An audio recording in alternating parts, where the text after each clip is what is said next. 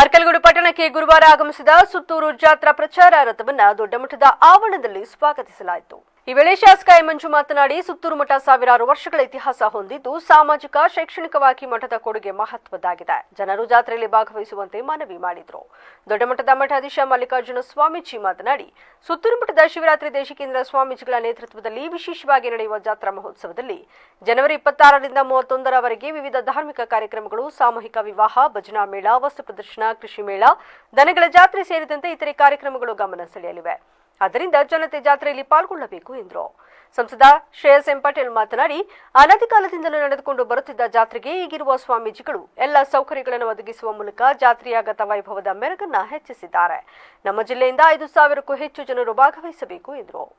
ಸುತ್ತೂರು ಜಾತ್ರಾ ಮಹೋತ್ಸವಕ್ಕೆ ನಡೀತಾ ಇರ್ತಕ್ಕಂಥ ಕಾರ್ಯಕ್ರಮಕ್ಕೆ ಒಂದು ವಿಶೇಷವಾಗಿ ಇದು ನಮ್ಮ ತಾಲೂಕಿಗೆ ಬಂದು ಇದು ಪ್ರಚಾರವನ್ನ ಕೊಡೋದಕ್ಕೆ ಬಂದಿರತಕ್ಕಂಥದಕ್ಕೆ ನಾವು ನಮ್ಮ ತಾಲೂಕಿನ ಪರವಾಗಿ ಅವರಿಗೆ ವೈಯಕ್ತಿಕವಾಗಿ ಮಠಕ್ಕೆ ಧನ್ಯವಾದಗಳನ್ನು ಅರ್ಪಿಸುತ್ತೇನೆ.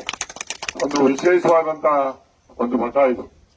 ಸುಮಾರು ಸಾವಿರಾರು ವರ್ಷಗಳಿಂದ ಇರ್ತಕ್ಕಂಥ ಮಠ ಇವತ್ತು ಸಾಮಾಜಿಕವಾಗಿ ಎಲ್ಲರ ಒಂದು ಭಾವನೆಗೆ ಅಷ್ಟೇ ಅಲ್ಲದೆ ಈ ಹಿಂದೆ ಇರ್ತಕ್ಕಂಥ ನಾವೇನು ಮಂತ್ರ ಮಹರ್ಷಿಗಳು ಅಂತ ಏನು ಕರಿತಾ ಇದ್ದೇವೆ, ಸುಮಾರು ಕೋಟ್ಯಾಂತರ ಮಂತ್ರಗಳನ್ನ ಅವರು ಬರೆದಿರ್ತಕ್ಕಂಥದ್ದು, ಮಹಾಮಂತ್ರವನ್ನು ಬರೆದಿರ್ತಕ್ಕಂಥದ್ದು.